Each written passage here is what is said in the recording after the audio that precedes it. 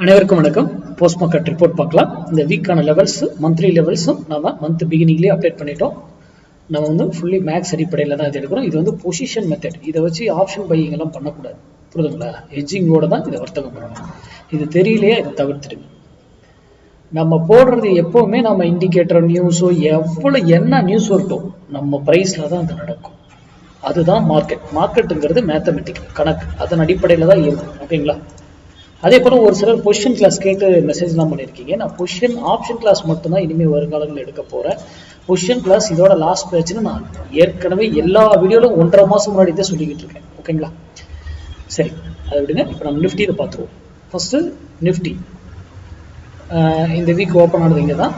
Sell at 23,372. அங்கே நியராக போயிருக்கு. இங்கேயே செல்லு தான் நியராக போயிருக்கு. அங்கேருந்து எடுத்துருக்கு, அங்கேருந்து ஃபால் ஆகிடுச்சு. நம்ம எடுத்துருக்க தேவையில்லை, புள்ளிகள் வரல, அதனால எடுக்கல.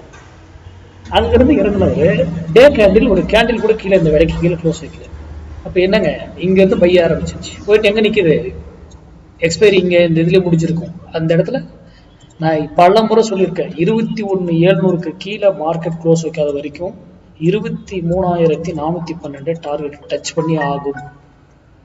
அதுவும் ஸ்டாப் லாஸ் வந்து இதுக்கு கீழே வந்தாலும் மறுபடியும் எகைன் இதுக்கு மேலே 21,700க்கு மேலே வந்தாலும் மறுபடியும் எட்டு எடுத்துக்கலாம். ஆனால் இது வரைக்கும் 21,700 கீழே ஒரு க்ளோஸ் வைக்கிறேன். ஸ்டாப் லாஸ் வந்து 21,400க்கு கீழே க்ளோஸ் வச்சாதான் செல் ட்ரிகர் ஆகுதுன்னு அர்த்தம். ஸ்டாப் லாஸ் கிடையாது, செல் ட்ரிகர் ஆகுதுன்றது அர்த்தம். ஓகேங்களா? அப்போ மார்க்கெட்ல நம்ம வந்து எப்போ நம்ம எந்த நியூஸ் எவ்வளோ இன்னைக்கு இது நடந்தது, எலெக்ஷன் நியூஸ் அப்படி இறங்குது, ஃபால் ஆகுது. ஆனால் ஏன் நம்ம புள்ளியில் வந்ததுக்கப்புறம் திருப்பிடுச்சு?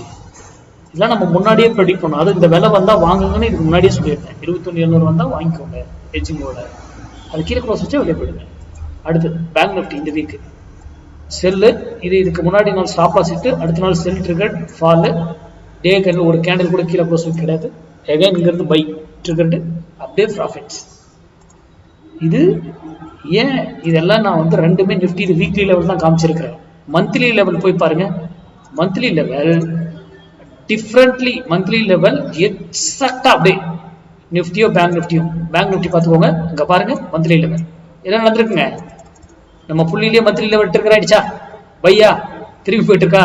நான் எப்போ சொல்லிக்கிட்டே இருக்கேன்னா, மந்த்லி லெவல் எப்பவுமே very very important. Monthly level தான் first, yearly level first stand, அதுக்கப்புறம் மந்த்லி லெவல், அதுக்கப்புறம் தான் வீக்லி லெவல். அப்போ வீக்லிக்குள்ள மந்த்லி லெவல் வரும் பொழுது இங்க பாருங்க எவ்வளவு துல்லியமா நம்ம புள்ளியில பை எடுத்ததுன்றது புரியுதுங்களா? That's the market. ஆனா இது one of the position class. இது இல்லாம இன்னொரு பொசிஷன், இதுவும் ஒரு வேல்யூ இருக்கு, மேக்ஸ் வேல்யூ. அது நான் வீடியோட மென்ஷன் பண்றது இல்லை. ஓகேங்களா? வேண்டாம் அப்படின்றதுனால இந்த லெவலில் மட்டும் கொடுத்துட்டேன். இதை பற்றி தெரிந்தால் வர்த்தகம் பண்ணுங்க, இல்லையா தவிர்த்துருங்க. நன்றி, வணக்கம், வாழ்க வளமுடன்.